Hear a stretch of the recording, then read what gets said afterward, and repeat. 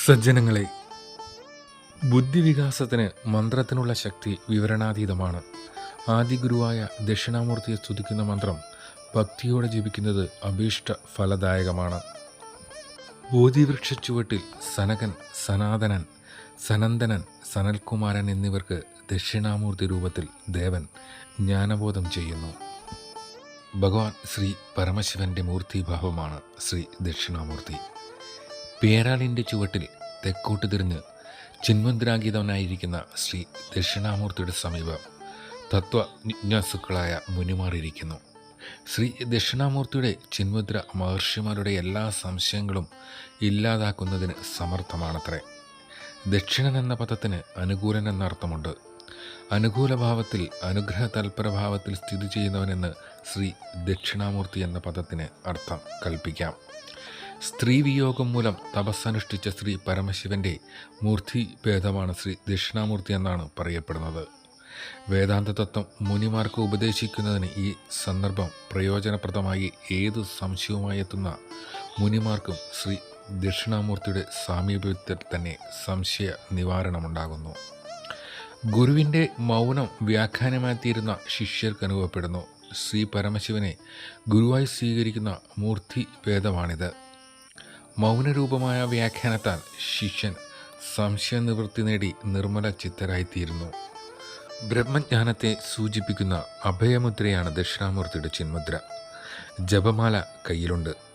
ജ്ഞാനദേവനായി ആരാധിക്കുന്ന ശ്രീ സുബ്രഹ്മണ്യദേവനും ദേവിയുടെ ജ്ഞാനമൂർത്തിഭേദങ്ങളായ ശ്രീ ശാരദാദേവി, ശ്രീ ത്രിപുരസുന്ദരി എന്നിവരും ജ്ഞാനമുദ്രയും ജപമാലയും ധരിക്കുന്നതായി പറയപ്പെടുന്നു.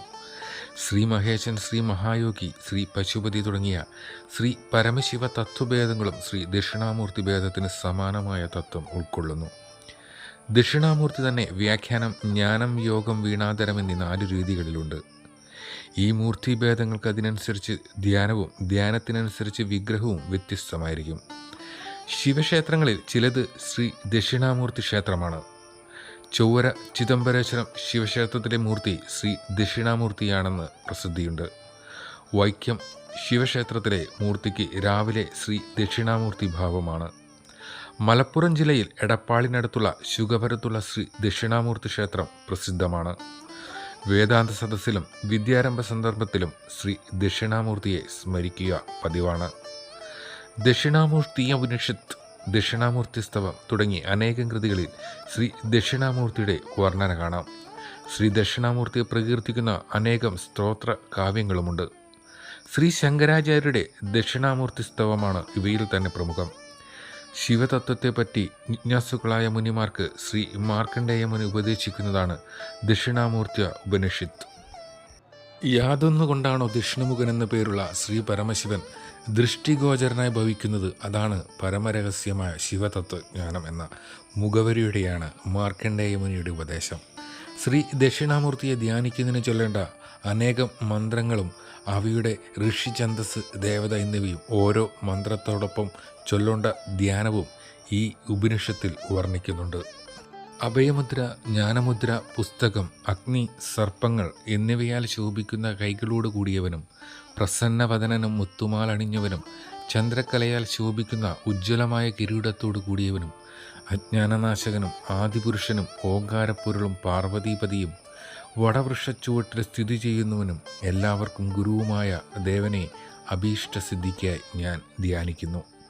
മറ്റു ധ്യാനങ്ങളിൽ വർണ്ണിച്ചിരിക്കുന്ന സ്വരൂപവിശേഷമനുസരിച്ച് സ്ഫടികം പോലെയും വെള്ളി പോലെയും ധവളവർണ്ണത്തോടു കൂടിയവനും മുക്കണ്ണനും പരശു, മാൻ എന്നിവ കൈകളിലുള്ളവനും ഒരു കൈ ജങ്കയിൽ സ്പർശിച്ചിട്ടുള്ളവനും കയ്യിൽ വീണയും പുസ്തകവും ധരിച്ചിരിക്കുന്നവനും വ്യാഘ്രചർമ്മം ധരിച്ചിരിക്കുന്നവനും വ്യാഖ്യാപീഠത്തിലിരിക്കുന്നവനും ഒരു കൈയിൽ അഭയദാനമുദ്രയോട് കൂടിയവനുമാണ് ദക്ഷിണാമൂർത്തി. രഥാക്രാന്ത വിഭാഗത്തിൽപ്പെടുന്ന 64 തന്ത്രങ്ങളിലൊന്ന് ദക്ഷിണാമൂർത്തി തന്ത്രമാണ് പ്രധാനം. ജനനമരണ ദുഃഖങ്ങൾ നശിപ്പിക്കുന്നതിന് നമുക്ക് ആശ്രയിക്കാവുന്ന മഹാദേവന്റെ മറ്റൊരു ഭാവമാണ് ദക്ഷിണാമൂർത്തി.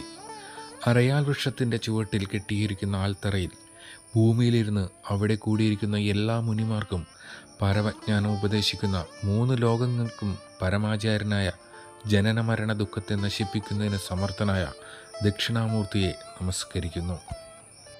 അറിവുകളെല്ലാം ഗ്രഹിച്ചിട്ടും പൂർണ്ണത നേടിയില്ല എന്ന് വ്യസനിക്കുന്ന ഋഷിമാർക്ക് മുന്നിൽ യുവഭാവത്തിൽ ഭഗവാൻ ശിവൻ അവതരിക്കുകയും ചിന്മദ്രയോടുകൂടി ആൽവൃക്ഷച്ചൂട്ടിലിരുന്ന് മൗനത്തിലൂടെ ശിഷ്യരുടെ സംശയങ്ങളെല്ലാം ദൂരീകരിക്കുകയും ചെയ്തു.